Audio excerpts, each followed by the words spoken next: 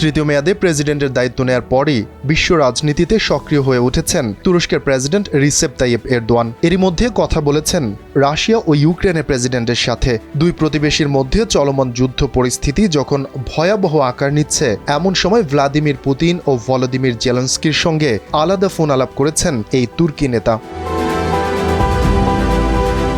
তুরস্ক ভিত্তিক সংবাদ মাধ্যম হুরিয়াত ডেইলি জানায়, বুধবার প্রথমে জেলেনস্কি এবং পরে পুতিনের সাথে কথা বলেন এরদোয়ান। সম্প্রতি কাখোভকা জলবিদ্যুৎ বাঁধ ধ্বংসের জন্য এক দেশ দোষারোপ করছে অন্য দেশকে, কিন্তু এ ঘটনার নিরপেক্ষ তদন্ত করতে চায় আঙ্কারা। এজন্য মস্কো কিয়েভের পাশাপাশি জাতিসংঘ এবং তুরস্কের বিশেষজ্ঞদের নিয়ে আন্তর্জাতিক কমিশন গঠনের প্রস্তাব দেন রিসেপ তাইয়েপ এরদোয়ান।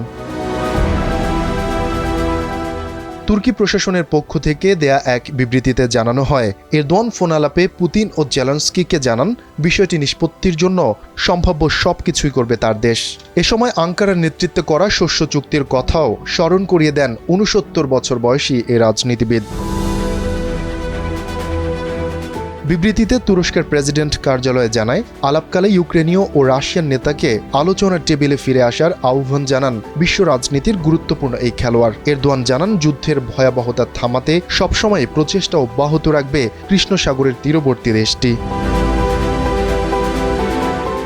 ইউক্রেন যুদ্ধ শুরু হওয়ার পর দুই ভাগে বিভক্ত হয়ে যায় আঞ্চলিক ও পরাশক্তিগুলো, কিন্তু এক্ষেত্রে ব্যতিক্রম ছিল এরদোয়ান প্রশাসন। তারা উভয় দেশের সাথেই বজায় রাখে ভারসাম্যপূর্ণ সম্পর্ক। ফলে যুদ্ধবিরতি কিংবা শান্তি আলোচনা যে কোনো ইস্যুতেই দুই পক্ষ থেকে ডাক পায় আঙ্কারা। যুদ্ধের কারণে কৃষ্ণ সাগর দিয়ে ইউক্রেনের শস্য রফতানি বন্ধ হলে বিশ্বজুড়ে দেখা দেয় খাদ্য সংকট। স্বল্পোন্নত ও উন্নয়নশীল দেশে চোখ রাঙাতে থাকে দুর্ভিক্ষ।